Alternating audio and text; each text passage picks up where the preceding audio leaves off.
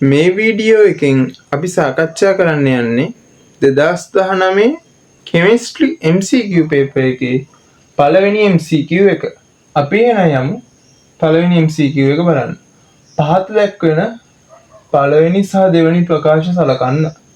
අපිට පළවෙනි ප්‍රකාශය විදියට දීලා තියෙනවා පරමාණු මගින් අවශෝෂණය කරන හෝ විමෝචනය කරන ශක්තිය ක්වොන්ටම්කරණය වී ඇත.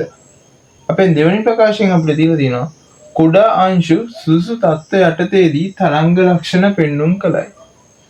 මෙම පළවෙනි සහ දෙවෙනි ප්‍රකාශ වලින් දෙනු ලබන වාද ඉදිරිපත් කළ විද්‍යාඥයන් දෙදෙනා පිළිවෙලින් නම් කරන්න.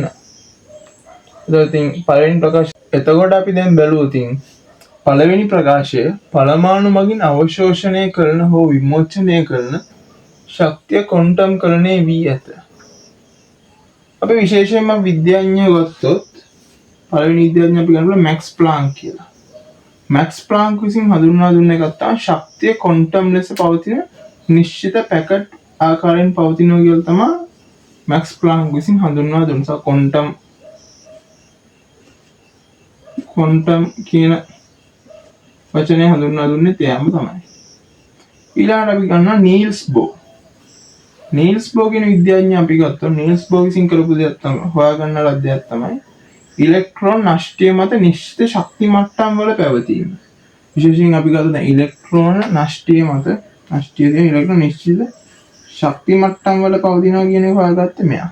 එතකොට නීල්ස් බෝ විසින් හොයාගත්ත තව එක විශේෂිත කන්සෙප්ට් එකක් තමයි ඉලෙක්ට්‍රෝන නෂ්ටය වල නිශ්චිත ශක්ති මට්ටම් තියෙනවා කියලා මේ හොයාගත්තනේ. ඊට අමතරව හොයාගත්ත තව එක කන්සෙප්ට් එකක් තමයි මෙතන පළවෙනි වාක්‍යයේ පළවෙනි කොටසෙන් එක තියෙනවා. විශේෂයෙන් ඉලෙක්ට්‍රෝන ශක්ති මට්ටම් මේ ශක්ති මට්ටම් අතර හුවමාරු වීමේදී ශක්තිය අවශෝෂණය කරලා හෝ විමෝචනය කරයි. ඒ සංසිද්ධිය හොයාගත්තේ නීල්ස් බෝ විසින්ම තමයි. ඒතකොට මේ වාක්‍යයේ මුල් ටික තියෙන්නේ මේ විදිහට. ඒ අවසානයේ කියලා තියෙනවා ශක්තිය ක්වොන්ටම්කරණය වී ඇත.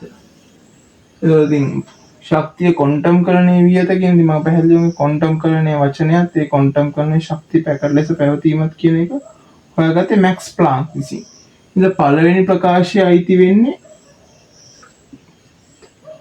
මැක්ස් ප්ලාන්ක් කියන විද්‍යාඥයාට තමයි. පළවෙනි තුන්වෙනි විද්‍යාඥයා විදිහට අපිට දීලා තියෙන ඇල්බර්ට් අයින්ස්ටයින්. ඇල්බර්ට් අයින්ස්ටයින් විසින් තමයි විශේෂයෙන් ප්‍රකාශ විද්‍යුතාචලනය අපි හැමෝම තව ඉතින් ඔය E සමානයි mc වර්ගය කියන සමීකරණය මේක නම් විශේෂයෙන්ම ආලෝකයේ ෆෝටෝනයක් ලෙස පැවතීම.